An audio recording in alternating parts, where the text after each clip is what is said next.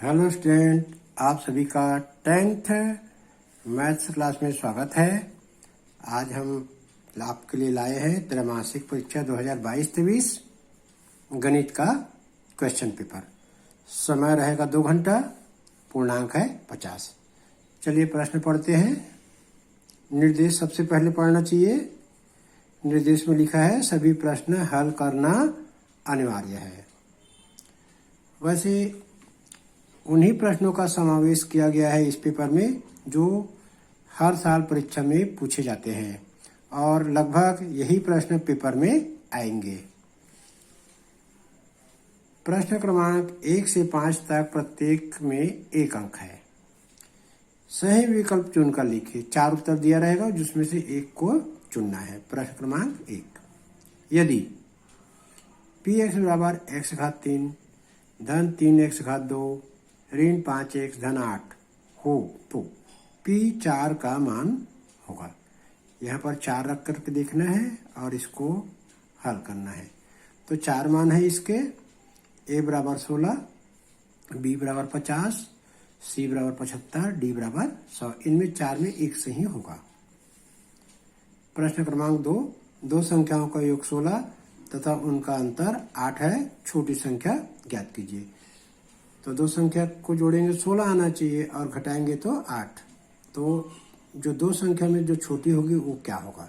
2 होगा, 4 होगा, 6 होगा, 8। जो भी होगा उसको चुनना है हमको। प्रश्न क्रमांक 3, वर्ग समीकरण 4x घात 2 ऋण 4x धन 1 बराबर 0 का विभेदक होगा। विभेदक मीन्स D। 0, 2, 4, 10। विभेदक विविक्त कार को विभेदक कहते हैं। D = B² - 4AC। 0 होगा, 2 होगा, 4 होगा, 10 होगा। इसी प्रकार से चौथा प्रश्न जो है श्रेणी 9, 16, 23, 30 का सर्वांतर होगा। इस श्रेणी में समांतर श्रेणी है, इसमें हमको सर्वांतर देखना है। 9 होगा कि 7 होगा कि 14 होगा कि 30। बना के देखेंगे तब पता लगता है। अब हम आगे देखेंगे प्रश्न क्रमांक 5। बिंदु ऋण 2, 3 किस चतुर्थांश में है? प्रथम, द्वितीय, तृतीय, चतुर्थ। प्रश्न क्रमांक 6 से 10 तक प्रत्येक में 2 अंक है। अब 2 अंक के प्रश्न पढ़ेंगे। थोड़ा कठिन प्रश्न रहता है 2 नंबर में। प्रश्न क्रमांक 6, बहुपद x घात 2 ऋण 8x धन 15 के मध्य पद तोड़कर गुणनखंड कीजिए। मध्य पद को तोड़ना है इसमें और उसका गुणनखंड करना है।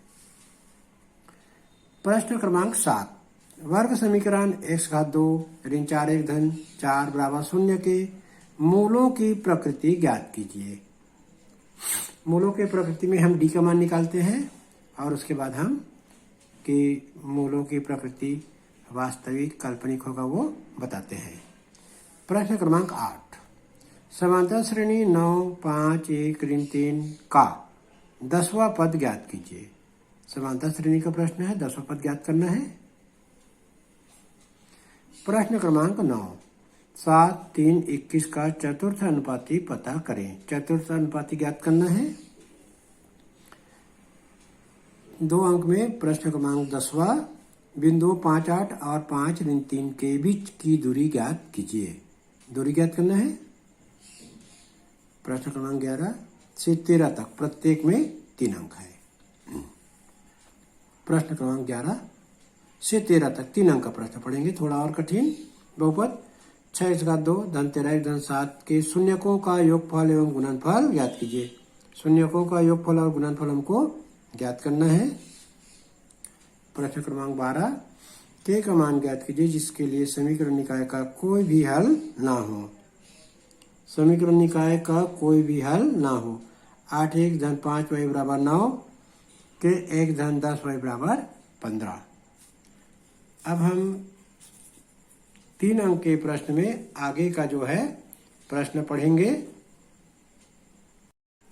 प्रश्न क्रमांक 13, निम्नलिखित वर्ग समीकरणों को सूत्र की सहायता से हल कीजिए। एक ही प्रश्न है, एक ही समीकरण है जिसको हल करना है 3 अंक के लिए। 9x घात 2 धन 7x ऋण 2 बराबर 0। ये तो हो गए 3 अंक के प्रश्न। अब हम 4 अंक के प्रश्न पढ़ेंगे।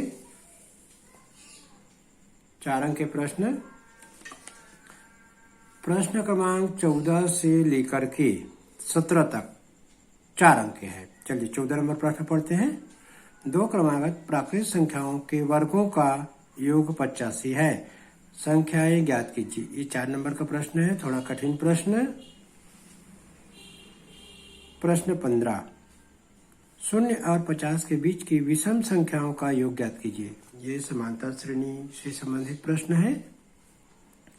प्रश्न 16, यदि 1 x अनुपात 3 x अनुपात 6 x हो तो x का पता करें। अब हम 4 अंक का आखिरी प्रश्न पढ़ेंगे। प्रश्न क्रमांक 17, सरल रेखा 5 1 6 y बराबर 7 को y बराबर mx प्लस c के रूप में लिखिए तथा रेखा की ढाल तथा y अक्ष से अंतःखंड ज्ञात कीजिए। निर्देशांक ज्यामिति का प्रश्न है। अब हम पढ़ेंगे अंतिम प्रश्न जो कि 5 अंक का है। प्रश्न क्रमांक 18 से 20 तक प्रत्येक में 5 अंक है, कोई 2 बनाना है। 5 अंक के प्रश्न। प्रश्न क्रमांक 18, एक समांतर श्रेणी का पीवां पद 1/q और क्यूवां पद 1/p है तो सिद्ध कीजिए कि श्रेणी के p क्यूवें पद का मान 1 है। ये सिद्ध करना है। अब हम पढ़ेंगे 19वां प्रश्न और 20वां प्रश्न। चलिए 18 प्रश्न और ये 19वां और 20वां प्रश्न। 19वां प्रश्न 5 अंक के लिए 2 संख्याओं का गुणनफल 45 तथा उनका योग 14 है, संख्याएं ज्ञात कीजिए। इसी प्रकार से 20वां प्रश्न, के का मान ज्ञात कीजिए जब समीकरण निकाय का एक अद्वितीय हल है। अद्वितीय हल का शर्त जानना पड़ेगा। x ऋण 2y बराबर 3 और दूसरा है 3 1 धन k y बराबर 1। तो यहाँ पर हमको के का मान ज्ञात करना है। तो इसी प्रकार से त्रैमासिक परीक्षा में प्रश्न पूछे जाएंगे। अधिकांश प्रश्न इसी पेपर के हो सकते हैं।